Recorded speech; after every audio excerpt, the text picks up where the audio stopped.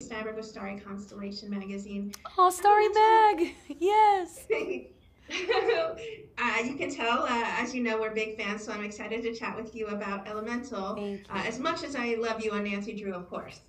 Thank you so much for being a fan. And Nancy Drew, that's where it all begins. With Ember, she's tough and she's fiery, and she meets Wade. What is it that connects the two of them since he's so relaxed and kind of go with the flow? Well, I think, she is really tough and fiery, but if you notice when she's around her family, she's actually quite vulnerable and emotional. And I think, like, Wade probably holds a mirror up to her in the way that it's like, that's okay. And I don't think she's ever really been told, like, that emotion, which is usually attributed to water people, is okay. Because fire people, they're explosive, they're fire and they're proud of themselves too. And it's like, no one really ever told her, like, it's okay to feel something. Every scene is so fun. But when you and Wade first meet, the store gets flooded and you're having to chase after Wade through the streets and you're trying to catch him. What was it like for you recording that? You're trying to catch your breath, you're trying to sound like you're Wow. in a rush, but also, trying to make this meet cute kind of happen too. It's actually really funny because in those moments, Peter was like, don't pass out. And Peter is our amazing, loving director and co writer of this film. But when Ember's like, come back, like, there's so many different things that she has to do that I was like, okay. How do I do this in the booth without knocking over the microphone and making foot noises? Because they were like, okay, that was great. Now try not to like literally run in place because we can't really catch that. So it was a fine line between, trying to create that breath work, but then also not knocking into the microphone and, doing the human movement that I would normally do when I'm like chasing somebody or doing all the different things. Even when she hops on her fire cycle, there were different levels we had to play with our voice because Peter was like, you're yelling, there's a lot of traffic around. So there's so many different things when it comes to voiceover that we really, really have to like hone in on and be careful just so we can make it really lifelike. There's so many sweet and vulnerable and warm and heartfelt scenes in this. And one of my favorites is the basketball game because that's when Ember really sees Wade in a different light. But also, there's this moment where Wade shows Ember this beautiful flower that she's been missing seeing for all these years. Was there a special moment or a scene that really touched you that you were excited to see how it wonderfully turned out on screen? I mean, I love that you bring up the Air Stadium moment because I think that's the first time that she really even ventures out to begin with. And, you see her like come up to the stadium and she's terrified. She's like, I don't want to burn people. But if anything, Wade's like, come on, like it's no big deal. And like, she sees the beauty of water just by Wade existing, how he creates that wave. I think not only was she finding a lot of beauty in him, but she was just finding beauty in water and just getting to see that in general on such a grand scale. But I think for me, every moment that they're together, if viewers look very closely, you'll see that it's much more vibrant and colorful when the two meet. And I think one of my favorite scenes was, yes, when Wade gets to show her the Vivisteria. A really, really deep story for her was that people didn't let her in to go and see this flower just because her and her father were fire. And even Wade says, like, wow, you must have been so scared. And you meet her again when she's with Wade and Gale, and she is still so terrified because it's like jumping into water. She could literally die. And yet, Wade and Gale, two other elements that she doesn't normally mix with, allow her to have this opportunity. And I think when she gets to see her light underwater, I mean, she's the only thing that can make that Vivisteria bloom underwater because you need light to make a flower bloom. And I think for her to see that and then also be so close to maybe not even making it out of the water, it was just such a thrilling risk for her. And I don't think she was very used to taking those risks.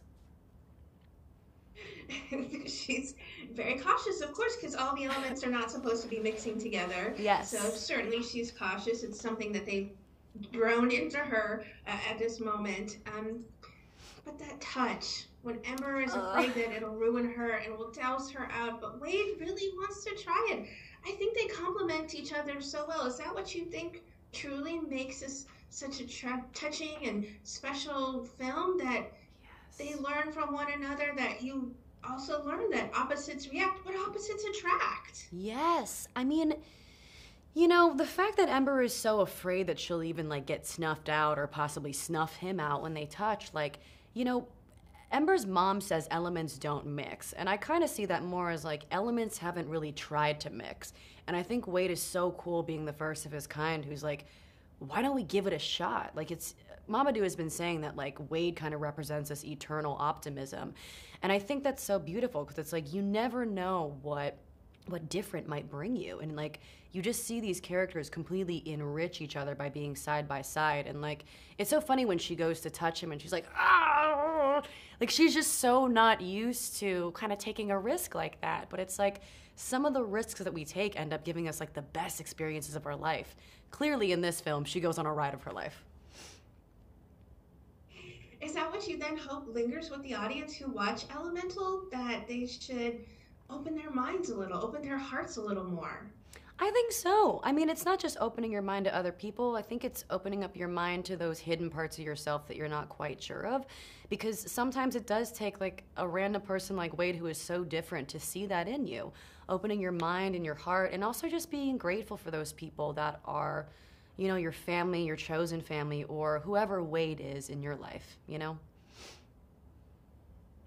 Such a beautiful film, such a beautiful message. So thank you so much for your time to talk about it. It's another heartfelt experience for me. I feel like people really touch on that as well with Nancy, but they'll see it even more with Elemental, that this is a drama, of course, but also it's a sweet, endearing series. And I think that's what people really touch on with George as well, that while she has this tough exterior, you bring a light to her that I think really makes her shine, especially in this last few episodes of the start of the season. We've really seen her grow, but here she is opening herself up to new experiencing and also being supportive of Ned and really what he wants Yes! in his life. I'm so glad you picked that up because I think George is just another human version of Ember. In season one, like for the viewers out there, like you see that George is this very closed off person, but like just like Ember, she has her reasons. But then because she meets Nancy and the Drew crew, just the way that Ember meets Wade, like the Drew crew could not be more different from each other. It is so evident in every single scene. Even Bess. I mean, like, George just did not like Bess in the beginning. But by season 4, you see her protecting Bess. And I think that's a lot of growth, you know, to really dig deep and be like, okay, like, what is it in me that I can kind of, like, work around to be able to connect with different people? I'm really glad you saw that. It's beautifully evident in the wonderful work you do. What would you like to say then to everyone who are fans and supporters of the wonderful work you do, whether it's on the big screen or on our TV screens? Oh my God, thank you for asking that question. I never get to, like, talk to my fans unless it's on Twitter.